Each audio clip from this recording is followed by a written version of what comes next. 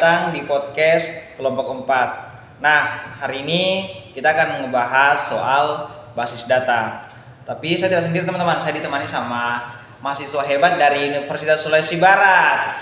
Hai. Nah, terlebih dahulu kita perkenalan dulu dong kakak-kakak cantik sama ganteng ini.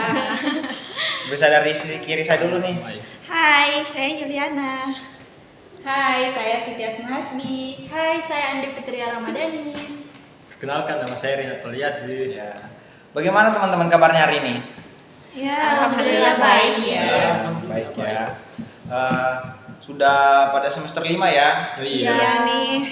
Ke semester 5 nih udah ngerasa gimana nih kuliahnya? Ya, Wah, kita udah lagi pusing. campur aduk sih semester Mulai naik 5 tuh level kayak ya. Oh iya. Baik. Udah pada mikirin judul juga gak sih? Iya. Iya. Mau judul seperti apa nantinya? Kalau Ren sendiri gimana nih di semester 5? Belum saya sama sekali pun pikiran tentang judul seperti apa. Aduh. Tidak ada bayangan. Ren ini kayak lagi banyak pikiran gitu gak sih kita masih lihatnya? gelap ya. Banyak masalah. Masalah Namanya apa tuh? finansial sih.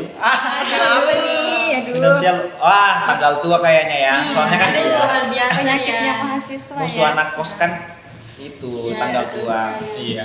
Oke teman-teman, bagaimana kalau kita masuk ke materi yang akan kita bahas nih? Soal soal basis data ya. Iya. Basis data itu apa sih teman-teman? Ada yang bisa ngejelasin nggak sih? Basis data itu kayak tempat nyimpan data yang saling nyambung satu sama lain, datanya disusun rapi agar mudah dicari, diatur Iya. atau diubah kapan aja dibutuhkan. Oh iya paham. Jadi analisis data tuh tempat penyimpanan basis data tuh penyimpanan data ya. Basis Iya. data ini yang sering dipakai oleh perusahaan-perusahaan itu ya. Iya. Oh, Itu. Untuk menyimpan data. Oh, iya. Ada yang bisa berikan contoh atau gambaran yang bisa kita buat bayang-bayangin gitu gak sih? Ya, Coba. kalau contoh kita nggak usah jauh-jauh ya. Iya. Kita ambil kampus tercinta kita ini. Oh iya. Ya Iya. pakai sistem juga ya. Iya. Ya, dalam basis data di Siakat. Oh iya, ya, Siakat. Siakat. Iya. Iya. Pasti teman-teman Lebih absen tidak ya. asing lagi ya yang mendengar namanya Siakat. Iya. Oh. Kita bisa mengisi KRS, tapi bukan cuma itu. Kita bisa melihat nilai semester 1 kita atau Absensi juga kan? iya, bisa diakses melalui Siakat. Bisa nilai semester 1 sampai semester 4 bisa tuh diakses di dalam Siakat. Oh iya paham. Jadi Siakat juga jadi salah satu contoh ya, bisa jadi contoh. Iya. basis data. Kalau ini ada contoh gak sih yang kayak perusahaan-perusahaan gunakan yang Ada. Saya mungkin bisa bicara ya. Ya. Iya. Kalau menurut saya sebenarnya di beberapa perusahaan semua utamanya ya masih menggunakan basis data untuk menyimpan data mereka. Tapi kita ambil contoh untuk perusahaan Shopee deh. iya. Nah ini Shopee mereka menggunakan basis data untuk menyimpan data-data pelanggan mereka, data-data toko atau penjual mereka, ataupun data-data seperti berapa sih stok barang yang mereka punya, Oh, iya. atau data-data seperti apa ya? Kalau misalnya kita buka Shopee Plus itu mereka itu nyimpen juga data-data KTP klien mereka. Ya. Oh, bisa ya Bisa juga ya. ya. Iya, seperti itu. Oh jadi contohnya memang banyak juga ya perusahaan-perusahaan gunakan sebenarnya basis data. banyak. Iya, paham. Jadi kalau boleh tahu konsepnya itu seperti apa, kayak basis data konsepnya gimana? Konsepnya? Iya. Oke, untuk yang pertama itu ada yang disebut namanya entitas. Nah, entitas ini objek apa sih yang mereka simpan? Data objek seperti apa? Apakah data klien mereka atau data data pembeli maksud saya, atau data penjual atau Pengguna. toko. Iya, Nah, iya. intinya pengguna lah. Pengguna ya, pengguna. Oh Nah, iya itu paham. sudah masuk Pengguna basis entitas. sistem basis data tersebut ya. Iya. Oh, iya. Nah, sedangkan ada lagi yang kedua yaitu atribut. Nah, kalau atribut ini data apa sih yang disimpan oleh maksud saya seperti data apa sih yang disimpan dalam entitas ini? Seperti data alamat mereka kah? Oh, iya. Data Identitas diri, Alamat tanggal lahir, kayak gitu kan ya. terus data nomor Identitas. telepon. Nah, itu termasuk. Nah, yang ketiga ada yang namanya data relasi maksud saya.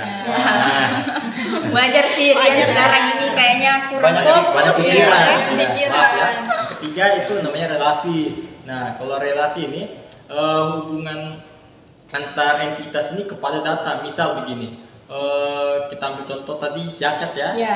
Nah, siakat ini kita sebagai entitas bisa untuk memilih jadwal atau memilih mata kuliah. Iya, Nah, bisa itu diakses di maksudnya situ. dalam relasi karena kita berrelasi dengan data-data tersebut. Iya. Nah, terus yang keempat ada yang disebut namanya data ya. Ini mah sudah maksudnya ya konsep utamanya ya basis data untuk menyimpan data. Iya. Bisa aja Data sebenarnya. tersimpan rapi. Iya. Agar Jadi mudah dicari. konsep data itu ya terdiri dari keempat Empat tadi tadi, ya. ya. Oh iya, paham. Dari apa tadi yang pertama tuh?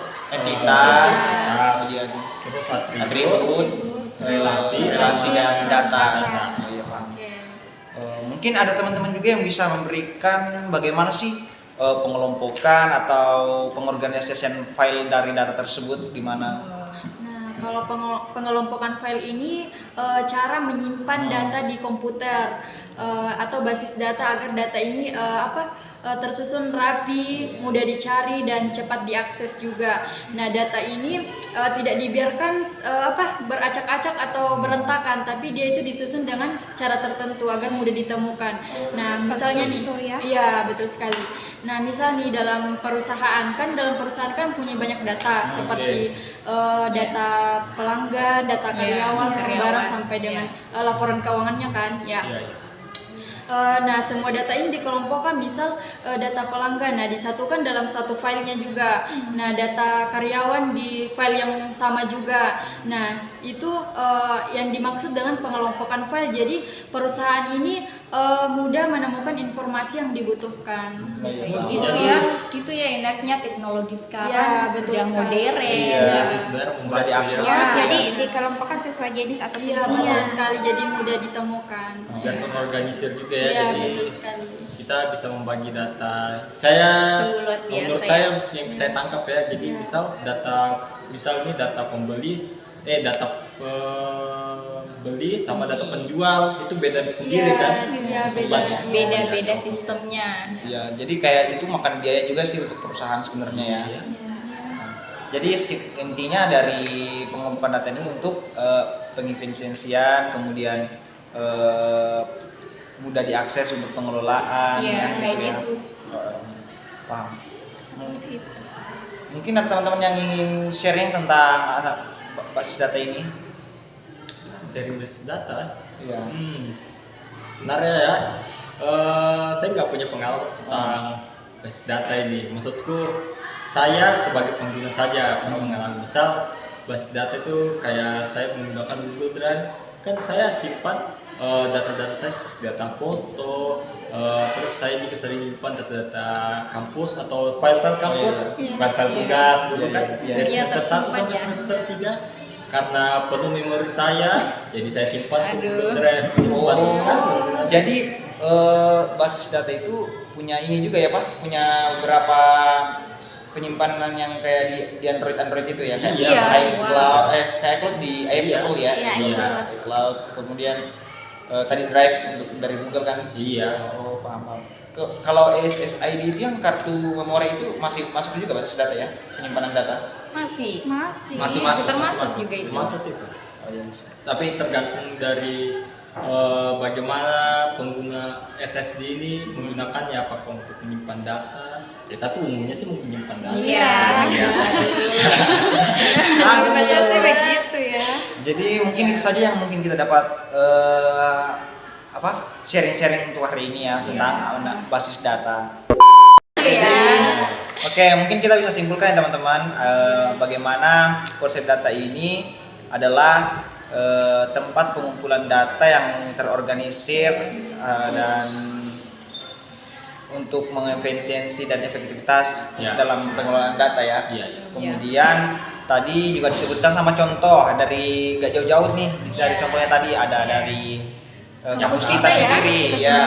Kemudian ada juga tadi dari perusahaan-perusahaan seperti Shopee ya. Banyak perusahaan sih ya, tapi yang tadi Shopee terus konsepnya tadi itu ada terdiri dari 4 bagian yang apa tuh? Pertama entitas, atribut, kemudian relasi dan data ya. Iya, komponennya. Komponen-komponennya. Terus tadi di akhir kita juga bahas soal Pengelompokan file. pengompokan file yang dimana itu berfungsi sebagai pembagian file yang data untuk organisir ya terorganisir untuk efektivitas waktu, untuk pengelolaan, baik itu semacam apa ya, dalam mengelola lah intinya ya data yang disimpan tersebut. ya. Oke. Mungkin teman-teman itu saja yang mungkin teman-teman dari kelompok 4 yang dapat kami berikan informasi tentang basis data. Sampai di situ saja, sampai di sini. Mungkin sampai di sini ya teman-teman videonya. Kurang dan lebihnya mohon dimaafkan. Wassalamualaikum warahmatullahi wabarakatuh. Jangan lupa subscribe and share. Dadah. Dadah. See you.